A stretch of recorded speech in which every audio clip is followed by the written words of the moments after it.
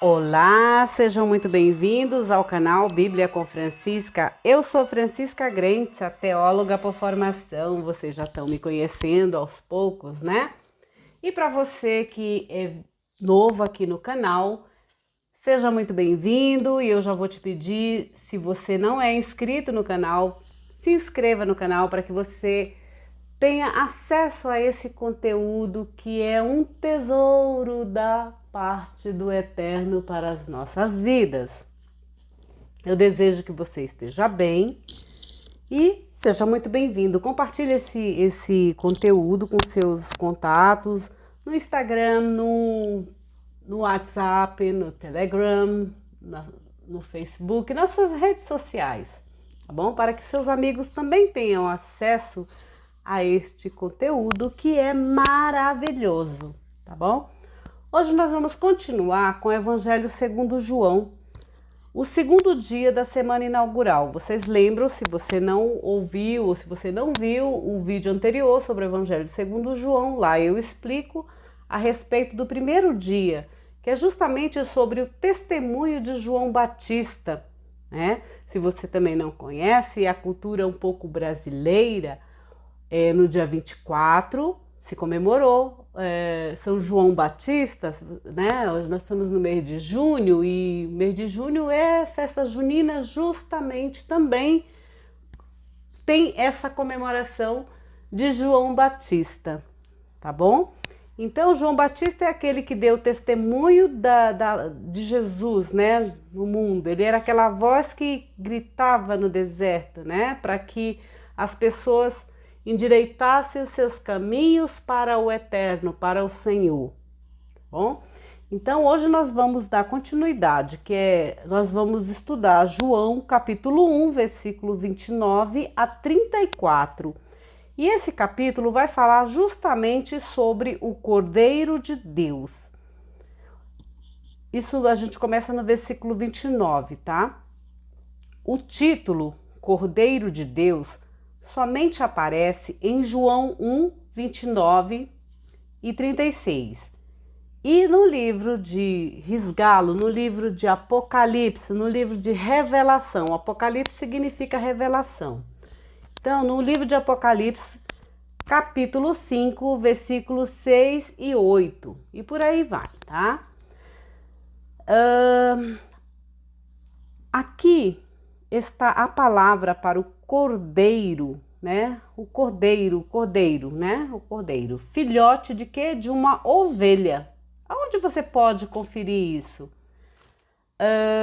Em Atos, capítulo 8, versículo 32, 1 Pedro 1,19. Outro termo paralelo para cordeiro aparece em João 21, versículo 15, e 29 vezes no livro de Apocalipse. Olha só, tá vendo? O Cordeiro de Deus, esse cordeiro, essa palavra aparece 29 vezes no livro de Apocalipse. A imagem simbólica do cordeiro remete, de um lado, à figura do cordeiro pascal. Vocês lembram lá em Êxodo 12, versículo 1 a 14, né? Que acompanha a festa de Pessah, né? A festa da Páscoa, a festa judaica, né? A Páscoa judaica, que é a celebração do quê? Da libertação do povo que era escravo no Egito, o povo judeu, o povo hebreu, né? Nesse sentido, Cristo pode ser pensado como um cordeiro pascal, né? E nossa Páscoa, conforme 1 Coríntios, capítulo 5, versículo 7. De outro lado, existia a oferta diária de cordeiros no templo de Jerusalém. Desculpa. Justamente para expiar os pecados. Deixa eu beber aqui uma água, gente. Justamente para expiar os pecados. Neste sentido, alguém que se reconcilia, né, que reconcilia as pessoas com Deus, pode ser comparado ao cordeiro do sacrifício, conforme o quarto canto do servo sofredor em Isaías 52, versículo 13, Isaías 53, versículo 12. Desculpa. Veja, especialmente o termo cordeiro em Isaías 53, 7, e a ideia de o servo levar os sofrimentos, as transgressões, as iniquidades do povo sobre si, em Isaías 53, 4. Aí você vai me perguntar, Francisca, o que são iniquidades? São as injustiças, tá? Iniquidade significa injustiças, né? Então, aqui a ideia de o servo levar os sofrimentos, transgressões, iniquidades do povo sobre si, conforme Isaías 53, versículo 4. No Evangelho segundo João, o pecado é a falta de fé na pessoa e na missão de Jesus de Nazaré. Importante é a ideia também da purificação ou santificação. Os israelitas imolavam o cordeiro pascal para rememorar sua libertação e receber sua própria purificação. Francisco, onde eu posso ver isso? Você pode conferir em João 11:55. Assim, Jesus veio para libertar do pecado. Confia aos seus discípulos, ou seja, ele confia aos seus discípulos, ao receberem o Espírito Santo, a missão de perdoarem os pecados às pessoas, né? Conforme João capítulo 20, versículo 23. Contemplando a figura do servo sofredor. Por sua vez, Jesus é quem leva ou carrega o pecado. Confira em Isaías 53, 4. Quer dizer, Jesus se torna solidário com aqueles sobre os quais pesa o pecado. Lembram? Ele levou sobre si todas as nossas dores, né?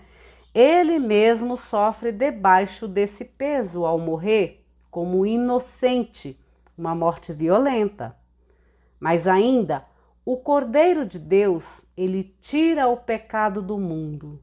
Vocês lembram quando a gente está na celebração da missa, quando a gente está na missa, que a gente tem aquela parte, né, que diz: Cordeiro de Deus, que tirais o pecado do mundo, tende piedade de nós. Cordeiro de Deus, que tirais o pecado do mundo, né, tende piedade de nós. Então, é nesse sentido aqui, ó, o Cordeiro de Deus que tira o pecado do mundo.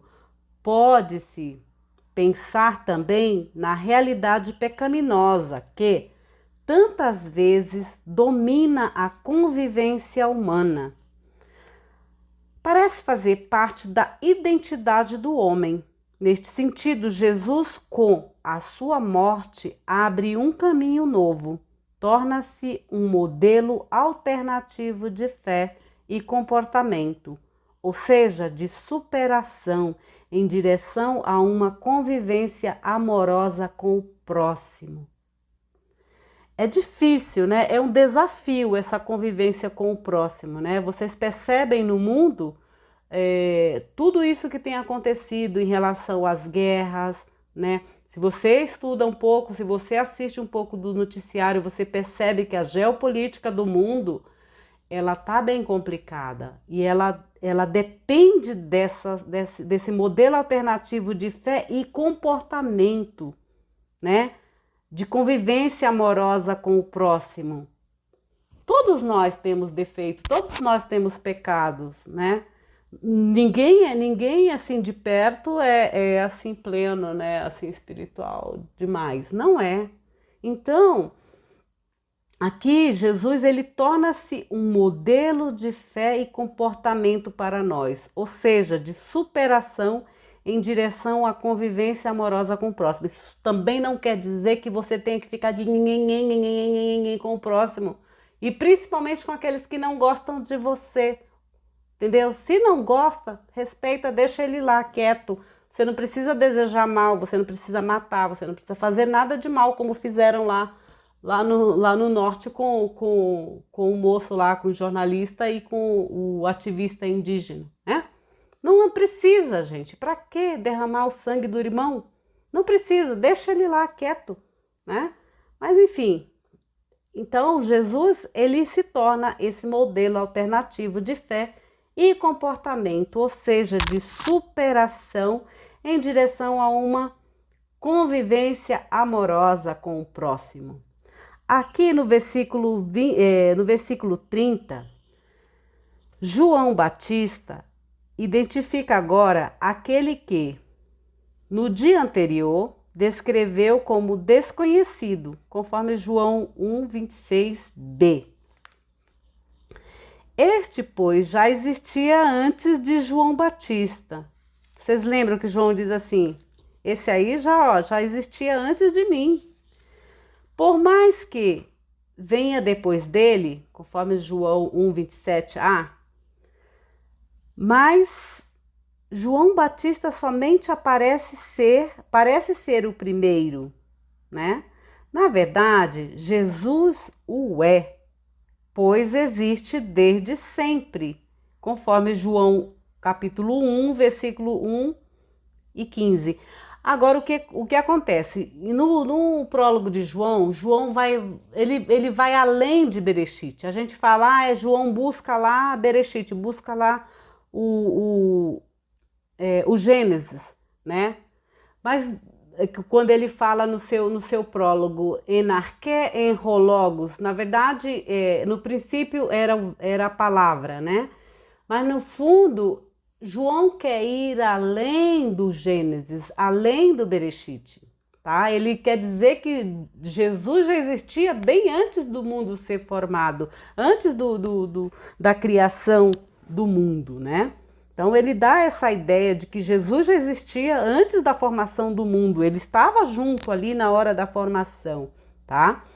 Então, e aí diz aqui, né, na tradição rabínica, existe o princípio de que quem vem primeiro tem a precedência, conforme o que aqui? A primogenitura. Ou o costume de o mestre andar à frente do discípulo. Vocês sabem aqui, eu já falei para vocês que discípulo significa aluno, né? Matetés, ou matetés, exatamente, aluno. E mestre em hebraico é rabi, e em grego é didáskalo, tá? E então aqui, ó, fala sobre a progenitura ou o costume de o mestre andar à frente do discípulo, ou seja, do professor andar sempre à frente do aluno, né? Vocês sabem que o Jesus foi um mestre, foi um professor, tá? Então, por isso que ele era chamado de Rabi, e o grande mestre, quando Madalena, né, o encontra lá no jardim, ele ressurreto, ela o chama de Rabuni, né, uma palavra aramaica, né, Rabuni para grande mestre, né? Então mestre, né, anda sempre à frente do discípulo, anda sempre à frente do aluno. Jesus, por sua vez, vem depois de João Batista, embora existia antes dele, né? No versículo 31, nem João Batista conhecia Jesus, o enviado de Deus. Apenas pregava a conversão de Israel. Contudo, ao batizar com água, tornou-se testemunha da revelação de Deus, naquele que é o Filho de Deus, conforme o versículo 34, tá? De João. Nós estamos estudando o Evangelho segundo João. Eis a importância do batismo realizado por João, o encontro com Jesus e o subsequente testemunho. No versículo 32 e 34, João Batista, conforme suas palavras, chegou a reconhecer Jesus através de um sinal de Deus. Jesus é aquele sobre quem desce e permanece o que? O Espírito Santo, a Ruach HaKodesh, tá? O que é Ruach HaKodesh, Francisca? Então, Ruach HaKodesh é o Espírito Santo em hebraico. Em grego ele tem um outro nome, tá? Depois eu falo para vocês. João Batista, cadê aqui? Então, e aí sobre Jesus permanece o Espírito Santo, né? A Ruach HaKodesh. Por isso, Jesus poderá batizar com que? Com a Ruach HaKodesh, com o Espírito Santo, né? A fim de que o Espírito ficasse após a sua glorificação com quem? Com aqueles que nele creem, conforme João, capítulo 7, versículo 39. Bom, eu vou ficar até aqui. Depois, no próximo vídeo que eu vou gravar para vocês, no próximo áudio, eu vou falar sobre aquela pergunta que os discípulos perguntam a Jesus. Mestre, onde moras? Eu vou estudar João capítulo 1, versículo de 35 a 42. Eu espero ter um pouco de tempo, porque semana que vem eu vou entrar de férias. Então, gente, aí talvez eu grave lá da onde eu estiver para vocês, tá bom? Que é João capítulo 1, versículo 35 a 42, tá bom? Que vai falar justamente que quando os discípulos perguntam para Jesus, Mestre, onde moras? E aí nós vamos falar justamente sobre o terceiro dia da semana inaugural, tá bom? Nós ficamos hoje com o segundo dia da semana inaugural. Eu desejo que vocês tenham um excelente dia, uma excelente semana e que vocês fiquem por Deus, com Deus, em Deus, para Deus. Fiquem na bênção de Deus e celebre o que realmente importa na vida de vocês, tá bom? Tchau, tchau!